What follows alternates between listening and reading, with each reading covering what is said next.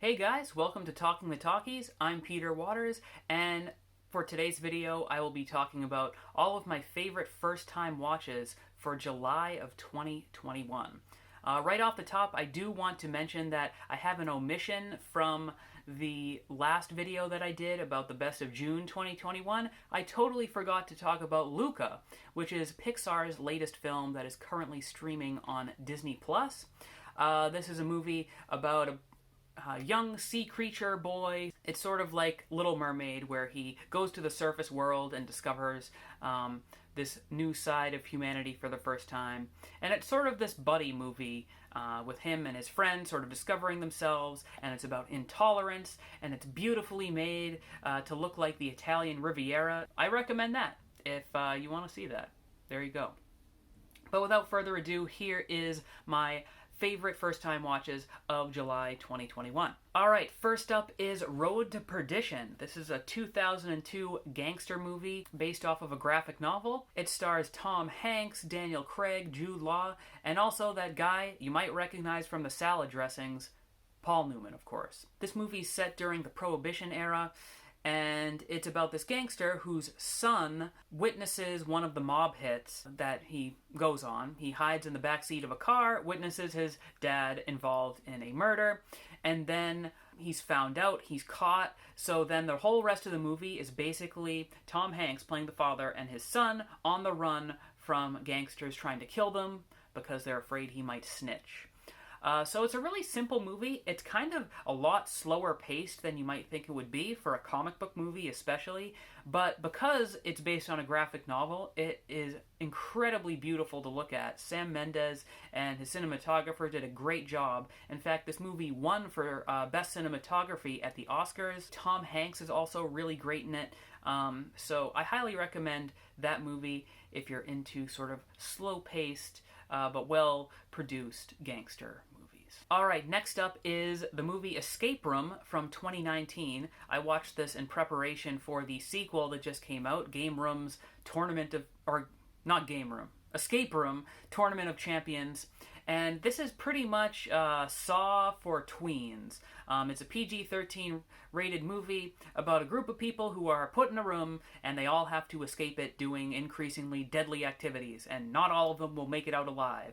So it's pretty much Saw, but the biggest difference, besides the fact that this isn't as gory or anything like that, is the fact that the rooms are a lot more elaborate. Unlike Saw, which feels realistic, like if you really had a know-how, you can put the traps together using parts at Home Depot. This one is like clearly fantastical, and you could never make these traps in real life. But it was still a fun ride. It was fun watching the characters try to figure their way out of things, and the rooms, although not realistic, were really cool.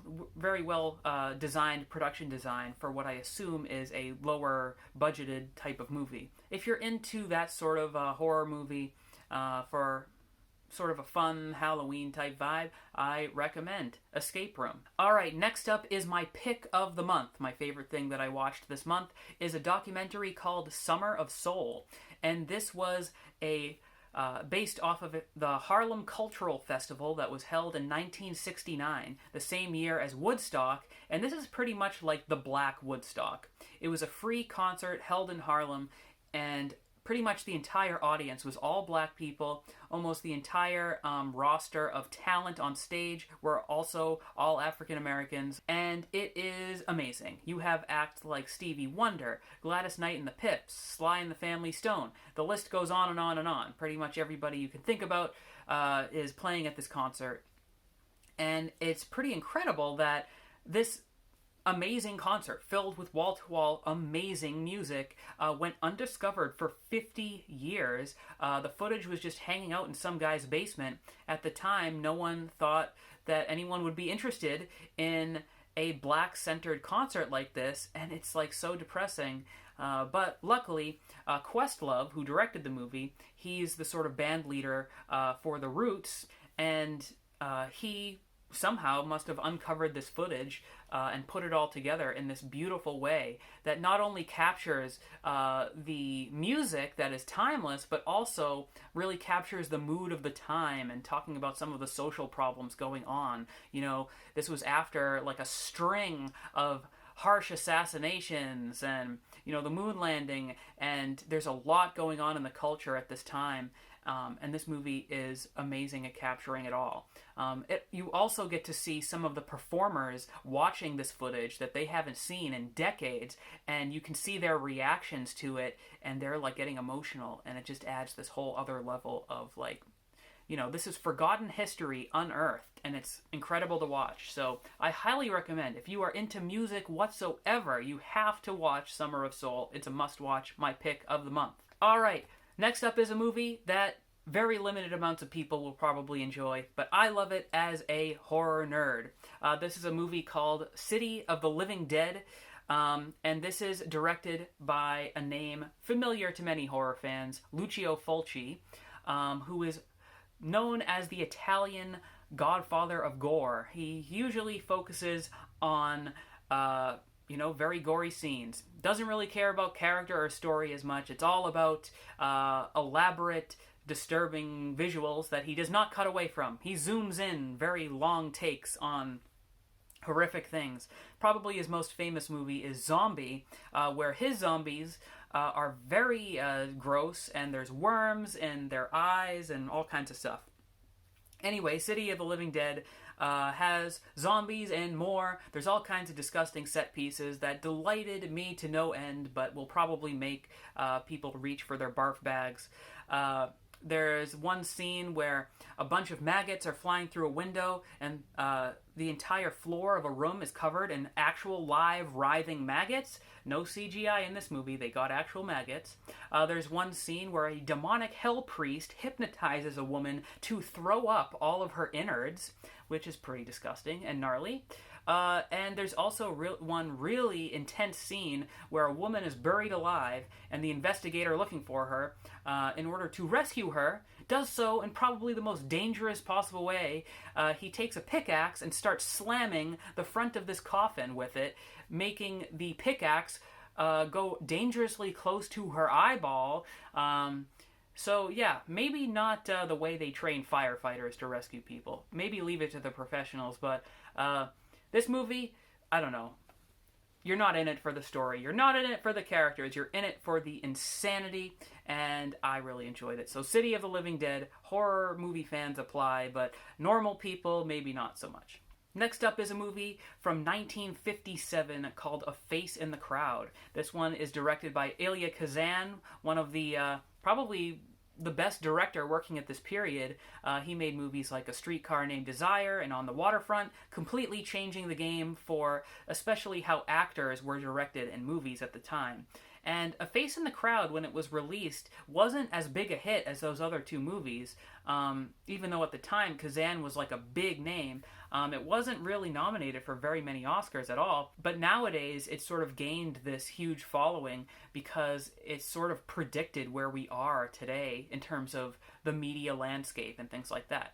The movie is about this guy named Lonesome Rhodes, played by Andy Griffith, in a very out-of-character role from his show, The Andy Griffith Show, where he's very nice and friendly. In this one, he plays a villain, and he is discovered one day by this radio producer doing a story in prisons, and he is like this very charming southern gentleman stuck in this drunk tank in Arkansas, and he sings her a song, and he's making everybody laugh, and he's very charming. So when he's eventually released, this radio producer is very quick to put her on her radio show, and he just charms everybody everywhere. Women love him, and he's funny, and he slowly but surely starts to gain this cult of personality, and eventually he makes it onto TV, where his persona just expands, and his influence gets greater, and then he starts to go into politics. But as he gains more power, you really start to see his dark side slowly come out. And it's really a movie about the danger of the media to inflate people's egos and to bring out the worst in people. And it's this really interesting movie that, without getting too political, has a lot of parallels to the modern day with politics. This was made 20 years before network would do similar things, warning people about the dangers of television. And television was a brand new invention at the release of this film. So it's really this like predictive movie in a lot of ways, and it's really well done. Maybe audiences in 1957 didn't appreciate it, but I think watching it today, you can sort of look back and think how hauntingly right the filmmakers were with this movie. So I would highly recommend A Face in the Crowd.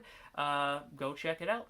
All right, next up is I'm not sure if it's going to a full series or if it's a mini-series, but it's called Primal, and it's an animated show on Cartoon Network's sort of late-night programming block, Adult Swim.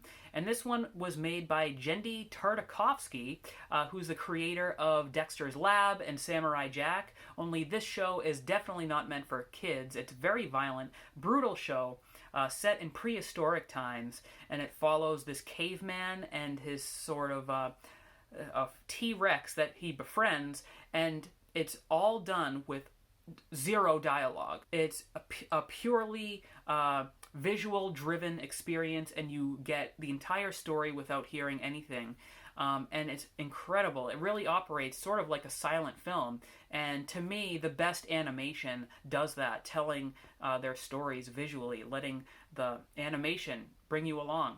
And it's incredible. It really brings to light some of the harsh realities that early man must have faced back in the day, like survival and things like that. And then it also gets into sort of more like fantasy elements as well.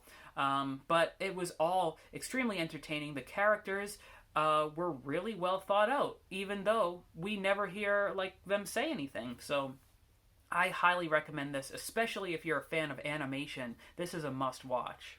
Alright, next up is a TV show that I have spent way too long not watching. This is Boardwalk Empire on HBO. I watched all 5 seasons, and this is a gangster epic show set during the 1920s Prohibition era.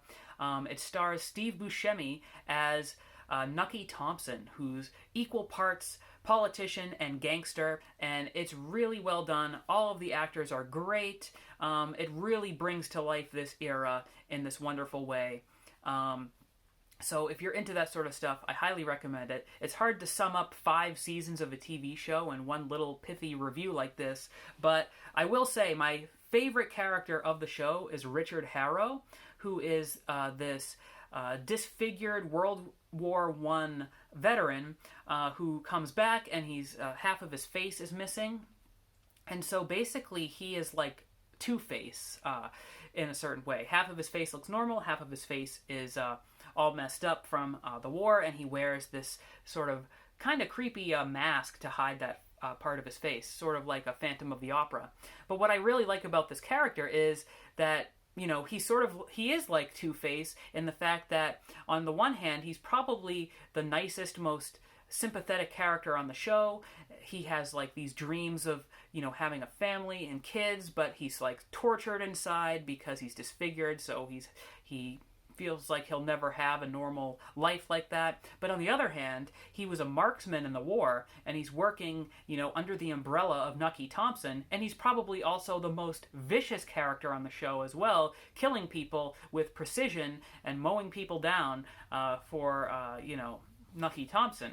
Yeah, he's my favorite character. I also really liked Michael Shannon's character, Nelson Van Alden, who is a completely unhinged, insane investigator trying to take down, you know, all the gangsters. And sort of similar to Jack Nicholson in The Shining, he is absolutely insane, and he'll go to any lengths to get the people he needs. And it's sort of his unpredictable, crazy behavior that always keeps me on edge every time I see him. Michael Shannon's just an intense guy. So I really like the characters on the show. Every single character, every single actor is amazing. I highly recommend it. If you like gangster things, you have to check it out. There are a lot of characters to keep track of, but if you can keep track of them, it's really good. So, Boardwalk Empire, HBO, 5 seasons, worth watching. Alright, next up is a movie that I have also spent way too long not watching all the way through. This is Superman 2 from 1980, starring Christopher Reeve in the title role. And I watched this movie because since director Richard Donner passed away, I've been sort of working through his entire filmography. I might make a video on that later. Let me know in the comments if that seems interesting to you. But in Superman 2, it's an interesting aspect of his career because he shot 75% of the movie. He shot Superman 1 and 2 back to the back, and he was almost completed with Superman 2, but he was going over budget, and he wasn't getting along with the producers of the film, so he was canned. He was let go, fired. And Richard Lester, who was brought on board to take his place. Richard Lester directed the Beatles movie, A Hard Day's Night. And so a lot of fans aren't super happy about this change because when Richard Lester was brought on, he changed some of the what the movie was going to be. He injected a lot more of his sort of impish, goofy humor into the film. And it's really interesting how it parallels what we're seeing today with the Justice League movie, because you saw Zack Snyder shooting the majority or a lot of his Justice League movie, and then Joss Whedon was brought on, and then he adds his sort of like, you know, comedy, brand of comedy to the film. And so yeah, there's a lot of parallels. That being said, I did watch both the Donner cut of the film that was released way later in 2006, right back to back with the Richard Lester version. I do like the original version more. I actually appreciated the goofy humor in it. It just seemed more appropriate for this specific type of superhero film. But it is an interesting sort of thing to watch both movies back to back. And it's entertaining as it is anyway. Christopher Reeve, the best Superman ever as far as I'm concerned.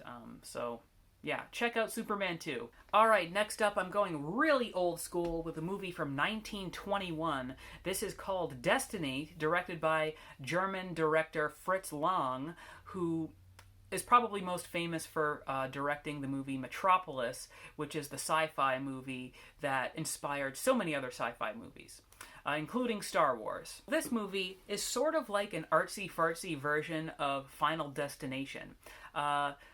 Pretty much the movie is about this Grim Reaper who comes to town, and he builds this little sort of house for himself, and he takes the soul of this man in town, right? And so the man's girlfriend is very upset, and she goes literally to death's door and tries to convince him to, make him live again. So Death offers her this chance to bring him back to life. Pretty much, if she time hops into these three different examples of doomed love, spanning across time from ancient China to old Venice era to old Arabia, if she can prevent these doomed loves from, happening, then she will be allowed to revive her boyfriend, basically. So this movie was really interesting. There's a lot of special effects for the time that were really impressive, like the souls sort of wandering outside of Death's house that are transparent. There's a magic carpet sequence that would directly influence movies like Thief of Baghdad, which was like the first Aladdin movie. So yeah, it's this really interesting piece of film history, not one of Fritz Lang's most famous films, but one that is impressive even watching it today. So I would recommend for film history buffs to check it out. Alright, next up is a mini-series that you can now watch on Amazon Prime. This one is called The Underground Railroad, based on the book of the same name, and it was directed by Barry Jenkins, who is probably one of the best directors working today. He recently won Best Picture for Moonlight, and this show is a fictional depiction of the sort of era of slavery in the United States. It sort of has this magical realism to it, where it imagines what if the Underground Railroad was an actual railroad. In real life, there wasn't a railroad. It was just a series of safe houses for slaves. But in this one, it sort of imagines what if that there was this literal underground subway during, that sort of Civil War period, with slaves trying to make it to the North. It's this really interesting series, very brutal, very hard to watch, but the acting is amazing in it. I'm really shocked that the actors were not nominated at the Emmys this past nomination cycle, so if you have the stamina for it, if you're like okay watching something that's probably going to be very upsetting, the Underground Railroad is a great series. Barry Jenkins, as far as I'm concerned, has done no wrong, and I'm really curious to see what he does with his sequel to The Lion King, because he's really this art house director, and I'm curious to see if that translates to this big budget movie. Alright, next up is a movie from Gus Van Sant from 1995 called To Die For, and this is loosely based on the real life story of Pamela Smart, whose teenage lover murdered her husband. So this movie isn't necessarily about her per se, but it's inspired by that murder that happened. It follows a woman named Suzanne Stone, played by Nicole Kidman, and she's sort of like this picture-perfect, blonde, femme fatale in a certain way.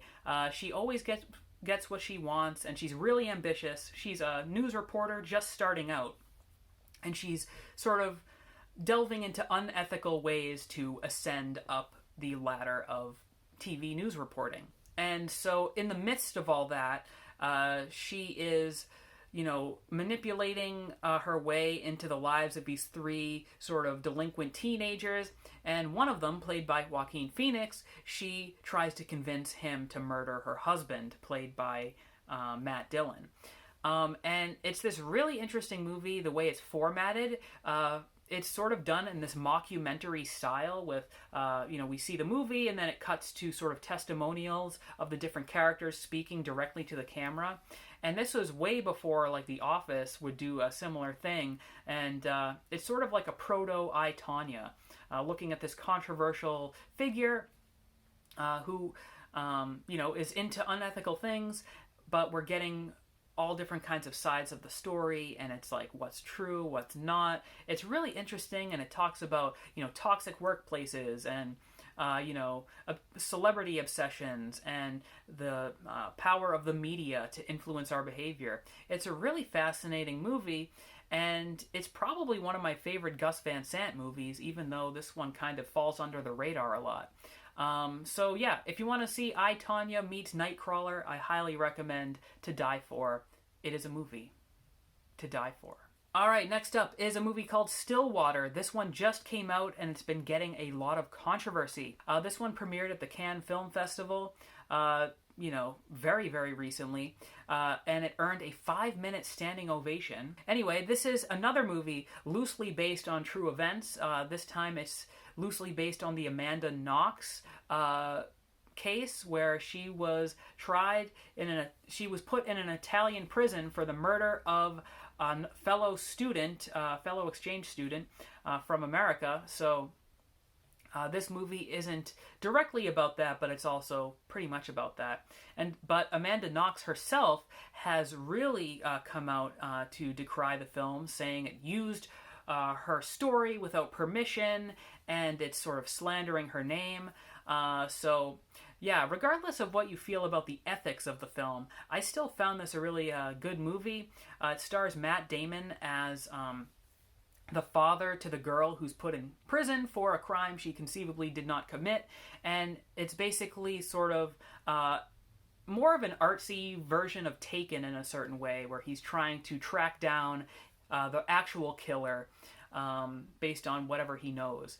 And he's sort of like this dad who wasn't he wasn't a good dad for the majority of his daughter's life, so this is sort of his way of atoning for his past behavior, but at the same time, he's this sort of blue-collar guy, and he himself, he doesn't have...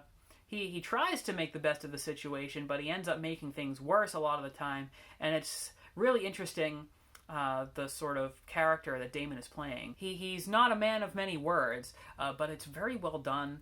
I liked it a lot. I can tell that this is going to split audiences, though, because the tone shifts during the different acts of the film. It sort of starts out like this mystery, and then it kind of turns into this weird family drama with Matt Damon's character sort of becoming a makeshift family with his translator in France as he's investigating the killer. And then the end of the movie turns into more of a standard thriller, and then it kind of turns back to a family drama again. So a lot of people are not going to like this movie, but in a weird way, I liked its very jarring, shifting tones, and yeah, I really like the movie. It's also very slow paced and long, and I'm probably not selling the movie well, but if you like Matt Damon, if you're intrigued by the premise, I would say at least give it a chance and check it out, because I liked it, so maybe you will too. Alright, and my final favorite movie that I watched last month is Woodstock 99. This is a documentary on HBO chronicling a concert that happened that was a complete train wreck. You took a whole bunch of white college frat bros, got them really drunk and dehydrated on 4 really hot days on this abandoned military tarmac, and you pack them all together so it's very claustrophobic and tight. You don't have enough sanitation, and you don't have enough of anything, not enough garbage. The security were volunteers that, you know, let people slip drugs in, and they gave up after a certain point. It's pretty much a complete disaster on every level that you cannot look away from. Very similar to the Fire Festival documentary that was released on Netflix a couple years ago. This is just like, you know, one of those things where you're glad you weren't there for it. It is just chaotic. It's pretty much the opposite of the movie Summer of Soul, which is this beautiful, like, celebration of life and, you know, everything like that. This one is like the opposite of that, where people are losing their minds, but it's equally fascinating. So I would check out Woodstock 99 to see the opposite end of the power of music, the destructive power of music, perhaps. So those are all of my favorite movies that I watched last month. If you like this video, definitely give it a thumbs up. And if you want to see more videos in the future, click that subscribe button. So until next time, I will see you guys later.